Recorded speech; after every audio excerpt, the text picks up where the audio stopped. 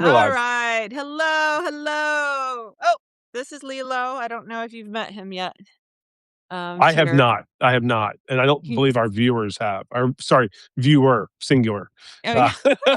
Three. I say three. okay, we're up to three. We're good now. Okay. All right. Well, this is Lilo. Wherever two or three are gathered, He's in need of an exorcism. I don't know if you do those or whether I need to get a priest.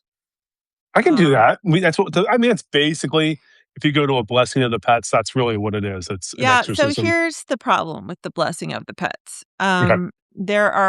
He needs a private blessing Hmm. because he will attack the other pets when Yeah. he comes to the blessing of the pets. So I don't know if I've never taken him to a blessing of the pets for fear that I will be sued by Well, if somebody. I was your pastor, I would make a private house call just to come and bless your pet. And he But would I'm probably not. bite you. He would But I'm probably not. bite. So I Oh, so mean, you're maybe ask your blaming pastor. Sarah. Yeah, Yeah. she's blaming Sarah as usual. So Hmm. alrighty. Well, we'll see if the dog behaves. So I figured we've just had Easter. Yeah. I thought you probably haven't talked about the resurrection enough of I late. have not. No, I mean, I got stuff on the cutting room floor from the sermon. I'm pointing to my floors if that matters.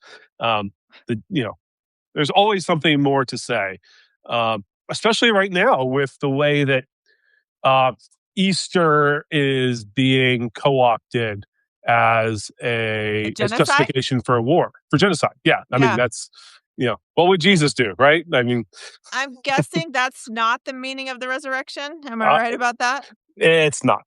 G, he is risen should not be painted onto the side of bombs or F-35s or whatever other kind of um, weaponry is used to murder, to kill people. Okay.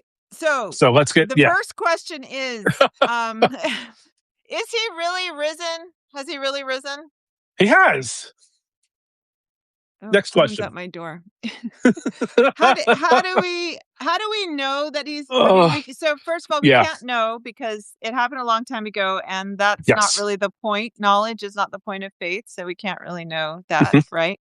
Um and frankly, I'm at the point in my faith where it's really not important to me to know. It's a matter of faith, right? Yeah. Well, and I mean, like I tell folks, whether you're when you're reciting the Apostles' Creed, right, and we talk about Jesus dying, descending into hell, resurrection, all that stuff. Like the the church believes, I believe, that Christ is resurrected, that it happened, and your unbelief, disbelief, belief in it doesn't make it any truer or any less true. That it's an event that happened. It's Fleming Rutledge would call it God's decisive act in history for the cosmos, that it did happen. And it happened for people who believe in it, who believe it happened. It's theirs just as much as the resurrection is just as much for those who don't believe it, don't believe it happened. Okay, let's come back to that. But first of all, Yeah. so what would you say though to someone who is in your church, Mhm. trying to be a Christian? That's what I say. I'm trying to be a Christian. And but you're just like I don't know. It just sounds like really implausible. What do you say to that person? I'm asking for a friend. Oh yeah, like yeah. Asking for, Asking it's for a friend, not my question. This not is just my I question. have a friend. Yeah, I mean, what I said in my sermon, this one of the things I said in my sermon this past Sunday was that if the resurrection of Jesus Christ did not happen, we would not have heard about it. He would have just been another Jew that was crucified by the Roman Empire. He would have been another body that was buried and forgotten, lost to time. If he doesn't, if the tomb is not empty on Easter, if he does not make all of the appearances to the disciples in the time between Easter and his ascension, and if he doesn't continue to make um, appearances and meet with people today. Yeah, I don't know how else to help people understand. I mean, at least that's where I would start. If it didn't happen, we wouldn't be talking about it. He'd just be another failed revolutionary. Yeah, that's true, because now there have been other, obviously, prophets and founders of religions that have lasted, and Mhm. you know, but most of, like for instance, cult leaders who they don't claim to rise from the dead, and their believers don't continue thousands of years later to say Mhm. that they have risen from the dead. Is that right? Are there other Yeah. religions that claim their founder rose from the dead? I mean, the dance Branch Davidians, like those are probably the most recent to mind in the West, at least in the United States. Oh, they said David Koresh I rose from the believe. dead? Well, no, he was claiming that. I mean, that's what was going to happen.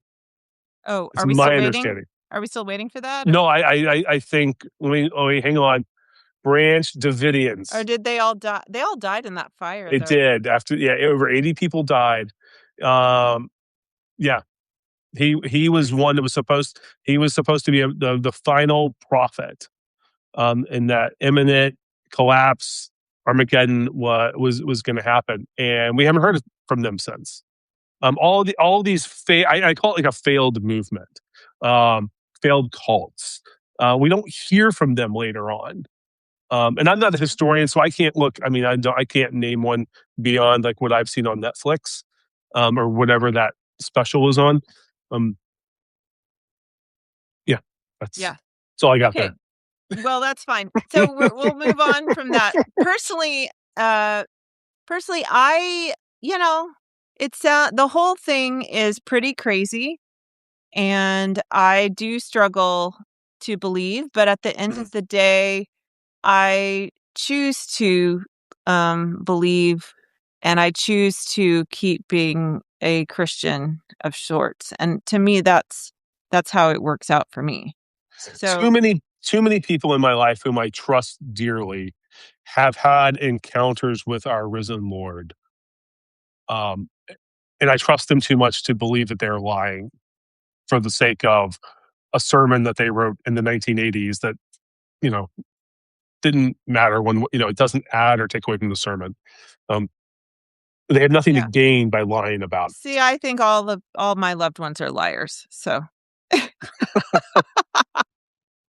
that's a joke. Don't believe anything Sort you of. see on the internet today, Sort right? of. Like All that's right. well, and we have been trained into skepticism and cynicism by the algorithm and just by the way the world operates. And I'm not talking about this like current moment in time.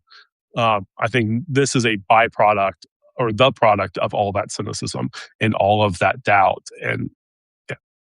So this is an easier question. Okay. What does it mean then? For first of all, what does it mean if you do Oh gosh. believe? And then Yeah. what does it mean just generally? Do you think? I'm looking for some notes. Hang on. Fill the time, Holly. Okay. So, like, what do you mean from like? Are you talking about atonement? Are we talking like what are we talking Yeah, about? yeah. Because it What means does it mean? What does it it means mean? What is the significance other than it's pretty unusual yeah. that someone would rise from the dead and go back up to heaven. Mhm. So what do we make of that? So a lot of times the resurrection is kind of it's put into the category of now because Jesus has risen, we are now promised life after death. Right? That's kind of the and if you believe in this, then you get that. And if you don't, then you get bad things. You get bad things. Bad things. Um, but it's also it's not just life after death. It is the resurrection is about the newness of creation that breaks in at the moment of Christ's resurrection, and then the new creation that's constantly happening as God's kingdom and the writing of all of the cosmos is inching further and further, or closer and closer. Right, further makes it sound like it's going farther, like distant from us as the kingdom of God is coming closer and closer. This is not God's escape plan, right? We're not going to beam up to somewhere magical And I don't mean that in a flippant way, but this isn't about God removing us from creation to go somewhere else. This is a divine invasion throughout all of the cosmos. Mm, mm. You know, I believe I believe as a historian, I Okay. believe very much in the idea of kingdom come, because if you have to take the Hmm. long view of things. If you the lately it doesn't seem like the kingdom's coming, to be frank.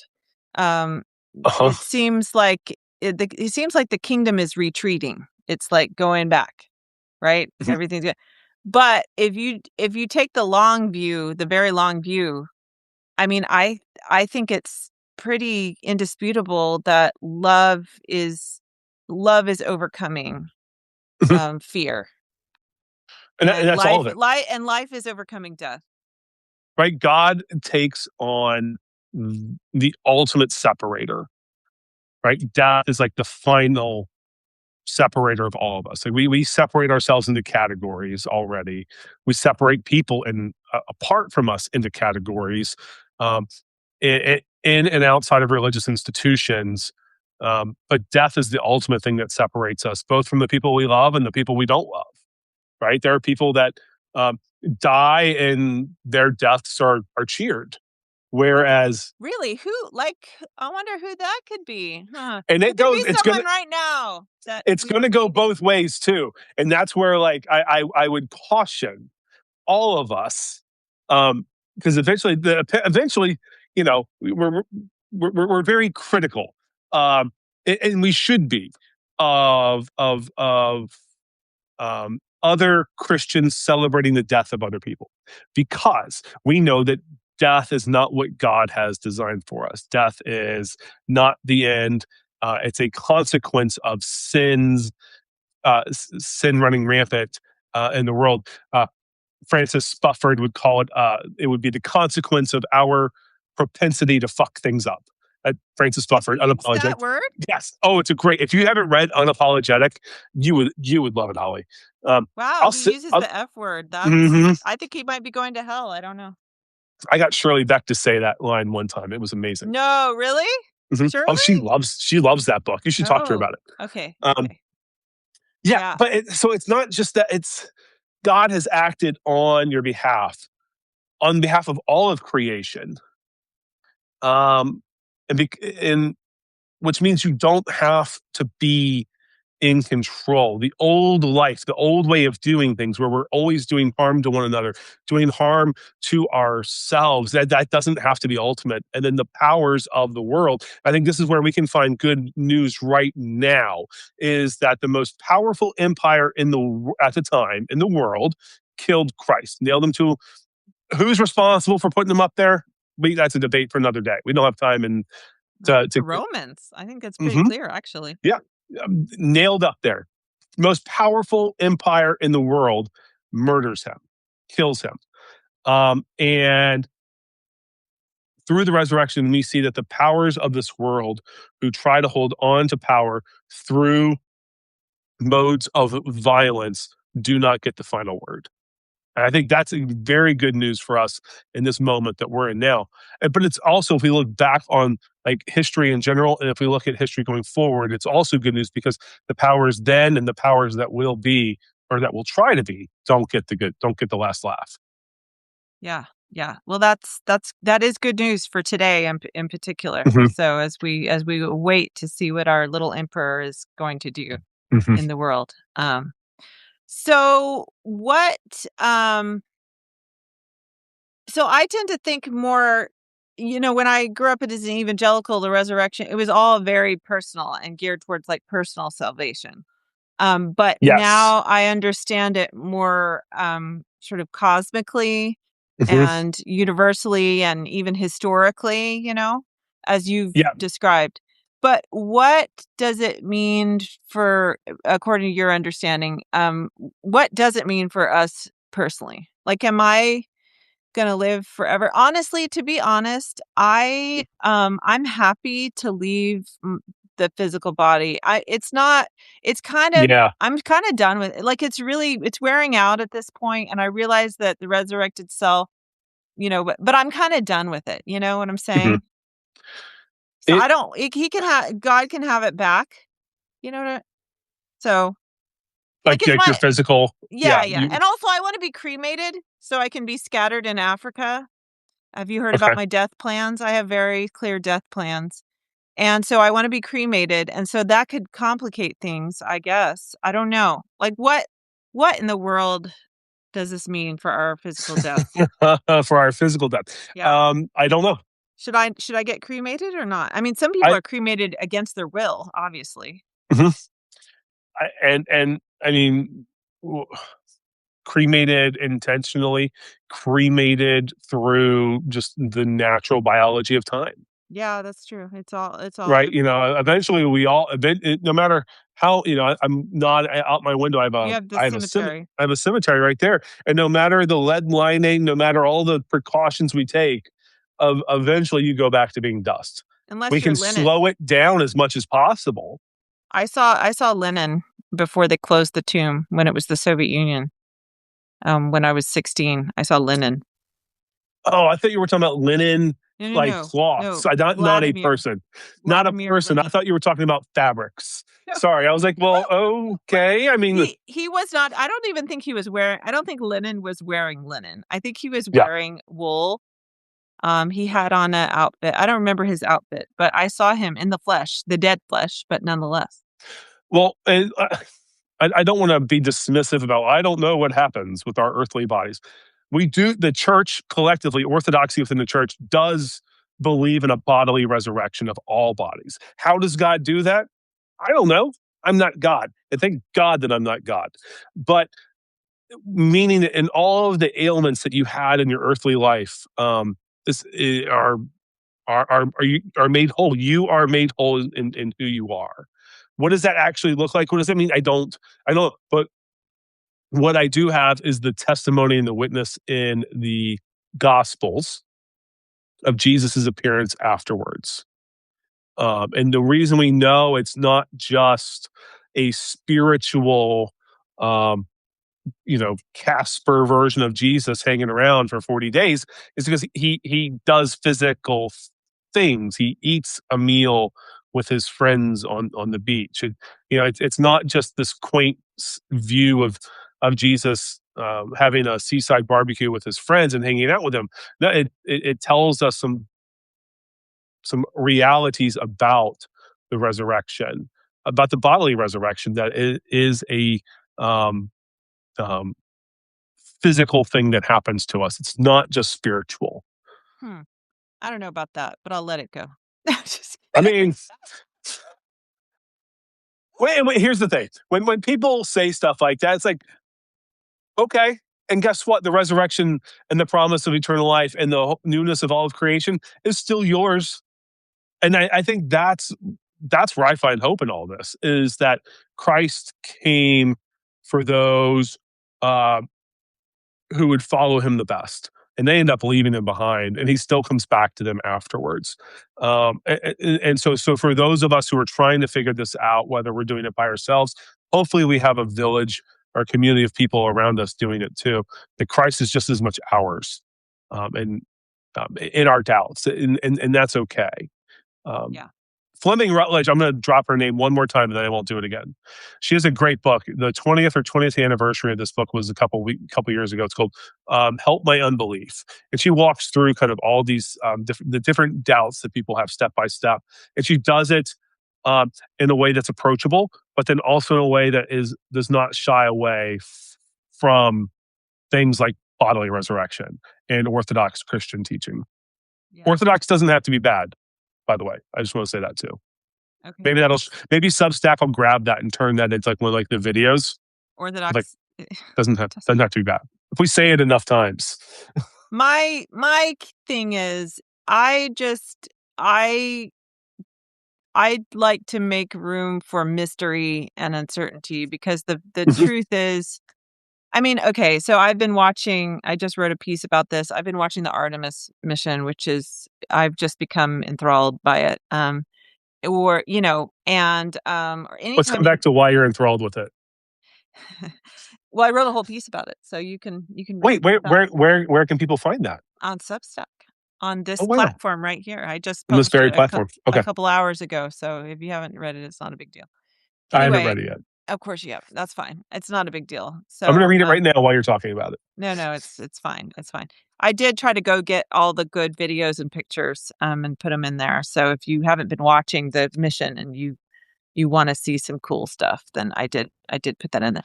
So anyway, but anytime I look at space, like the Hubble images or whatever, the thing that I come away with is like, what the hell is going on? Like, we just have no idea.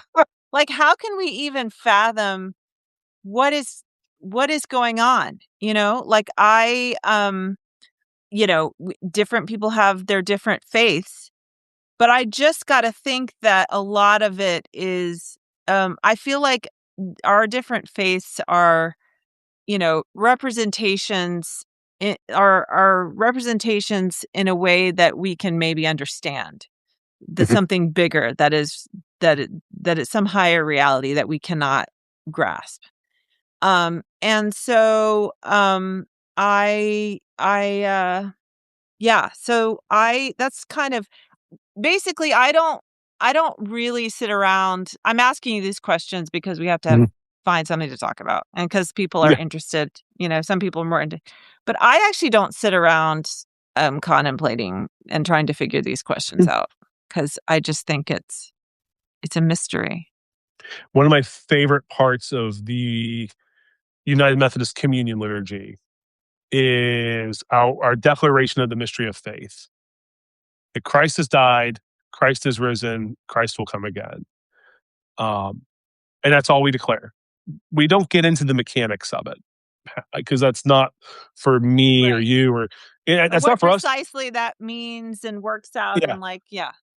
And so when people get into that and they, claim ownership or knowledge of those specifics, I I always balk a little bit in I'm become extremely skeptical, BS meters going off all over the place. Just because like I don't know where they're coming up with this stuff. Maybe it's through divine revelation. Maybe it's through Jesus coming and telling them that. You could have a divine revelation and come up with something and start your own cult. I I I don't want to be a cult leader. I don't have the patience to be a cult leader. You I have the beard, though. I have the beard. I am a white male, so I've Yeah. already checked two You've boxes. got some things going for you. Yeah, I mean, I'm charismatic enough. I just don't have patience for people sometimes. Mhm. Yeah. Well, see, Um, that's the great thing about being a cult leader is you don't have to, you just rule over them. oh yeah. Yeah. See, you don't have to deal with them. If you just rule over them and they do what you say. See? Well, I hope that doesn't. I hope I don't turn into a cult leader.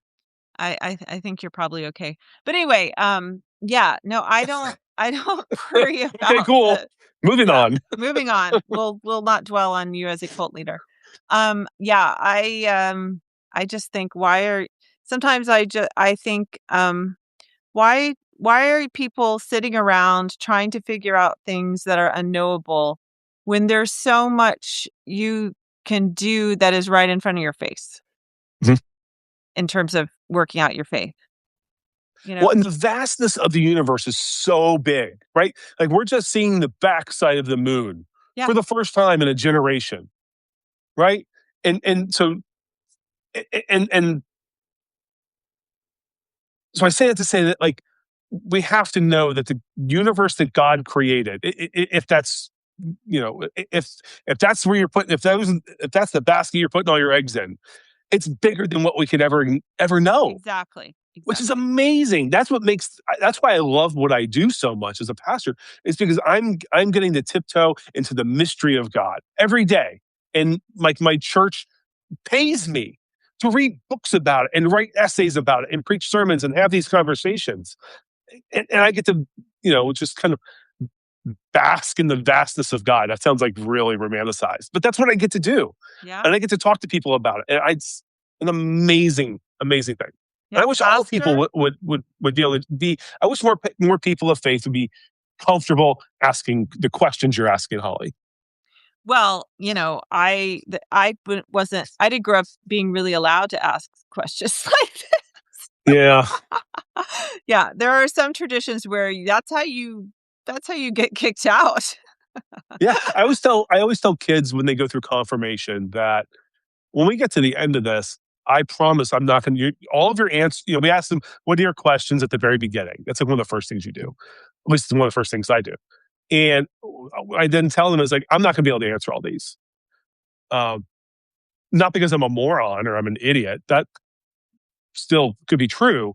But it's that some of these questions, most of the questions we have about God are they can be answered at a kind of a micro level. We can address very certain things, but then when you pull out to the wide view, it, Yeah. it It's mind-blowing. Or explodes. so and anyway, again, space is mind-blowing to me, Mhm. and just thinking about, like, what's okay, the universe is so vast. Is there an end to the universe? And then what is that? And then that's eternal. And Is it like a brick basically, wall? yeah, the Big Bang, like, or the beginning of all this. When was the beginning? But then what was before the beginning? And are there bangs still happening? Yeah, I don't know. What is going on? What is going on? So, It just Holly, if you would you go to outer space? Would you go to space if you could? no. No. What? I mean, I don't know. Artemis 35. You're not on Artemis I mean, 35? I'm clearly not going to space. I mean, I'm not on a path to go to space, let's just Okay. say. Well, if I anybody's chose a watching different this, path. your network's pretty wide. You might have enough connections to get yourself there. I seriously doubt that. You could be a I missionary to the moon. don't even You, joke about that, Tier. Don't even joke because they're gonna they find uh, anything they find anything resembling any kind of life form and they're going. Even if not, mhm. maybe they're going to the microbes. I don't know. There's not even the dust. Maybe there's people like something that needs saving on the moon. Don't even joke about this because it will happen. I So mean, there's now missionary uh, work being done in like the meta, like kind of these like virtual worlds online now too. oh yeah. Yeah. That's your next book. It's no, no, I think not. Okay. Yeah, so no, I don't know. Would you go? Did you go into space? Depends It's on. dangerous. I think it's It's dangerous. dangerous. I mean, everything's dangerous. Everything's dangerous. Um, Probably. Like if someone's gonna foot the bill for me to go, I think I'd go. yeah, yeah.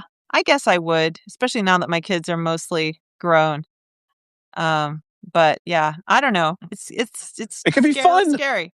Yeah, it was anyway, it's pretty I went to mind-blowing. space and all I got was a stupid T-shirt. Right? Like that. Wouldn't that be funny? It could be a whole bit for this thing. Yeah, yeah, yeah. Um, cool. Well, I think that's all my questions that are answerable for you. Most of my questions I don't really expect you or anyone else to answer. Yeah, But yeah, the resurrection. Did you have a good Easter? I did. It was lovely. Um, Well, in my sermon, in the writing of my sermon, I discovered a new author that I wish I had discovered years ago, Joan Didion. oh, Uh, you didn't know Joan Didion? no clue, Really? no idea. I wasn't like an English Slouching nerd. towards Bethlehem. Oh, I read her book, A Year of Magical Thinking, which is like a really tragic story, but Yeah. it's a great book. And so I was able to think that was like, I mean, preaching Easter is always a grand time, but coming out of it, I found a new author that I get to go down the rabbit hole with, Okay, of. here's another question for you Okay. just about Easter or about anything. And that Mhm. is um every year it's the same story every year. Same old song. Yeah. Yeah, same old song. Do you get how do you prevent because for me it's a struggle just how to get kind of psyched up for it's Christmas again, it's Easter Mhm. again. Like, Yeah. it's kind of same old, same old. A couple months out, I'll start planning like the service and all the stuff that has to happen. And in planning all of that, like doing all the logistical stuff early, it allows me to have the space the week of to enjoy the week. to be fully present in Holy Week and not have to worry about, did we order the donuts? Did we order the flour? Like all that stuff.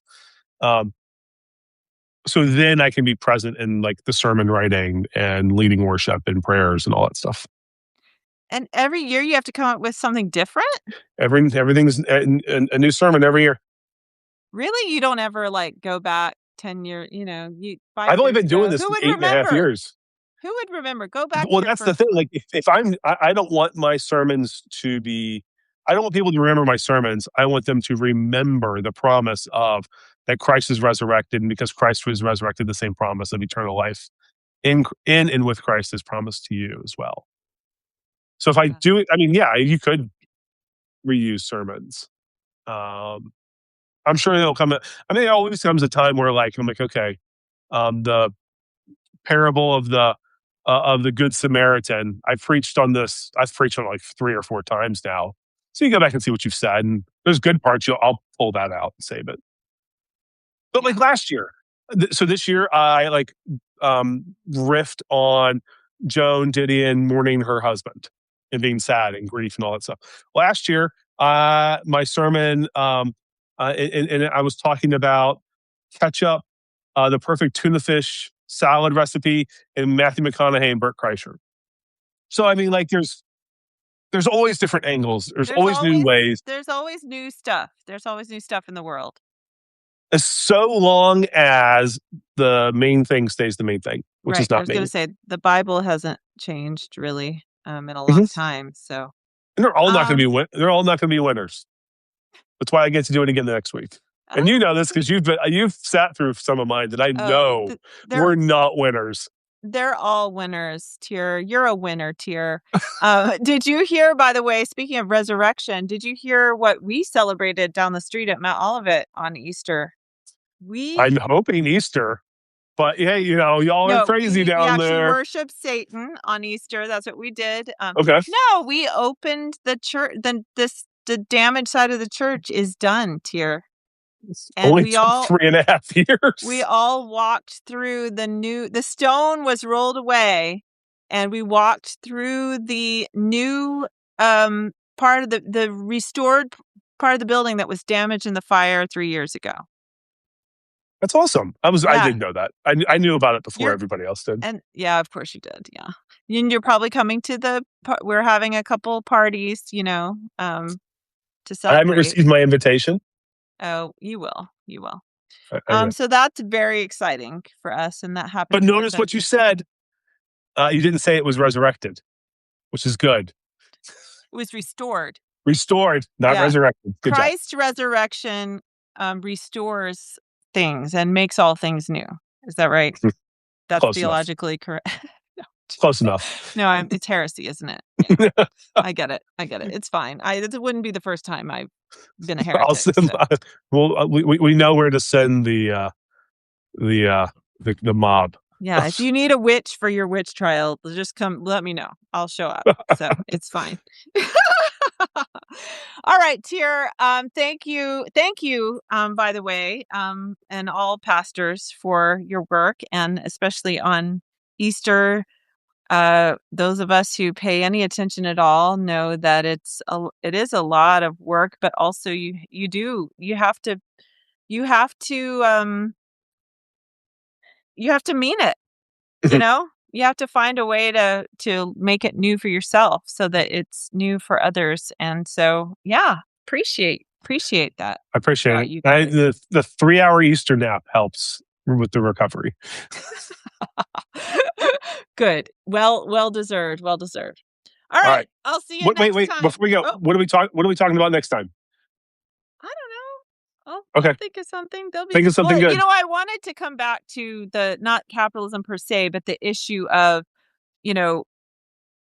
real world responsibilities in the real world and spiritual responsibilities. And like, for instance, war and pacifism and being a citizen in a country that, working for the CIA, asking for a friend. Like maybe it's very, and just kind of like a preview of what I would have to say. It's very easy for a pastor or theologian to get up and say that all Christians should be pacifists. But try doing that living in the DC area where everybody works either in the defense industry or at the Pentagon or in a town with a military base, and or a church that has veterans in it, and let me know Or how just that. living in the world where there's people like Adolf Hitler, say. Yep. Or just other Yeah. evil. Anyway, so That's next time. just talk. We can talk about pacifism specifically. That's a good example of what Okay. I'm talking about. So, Okay. you can think about that. All right. I'll read up on my Hauerwas. Okay. I have no idea who that is. We'll Well, find you'll meet out. him next week. Okay. Stay tuned. Bye. Bye.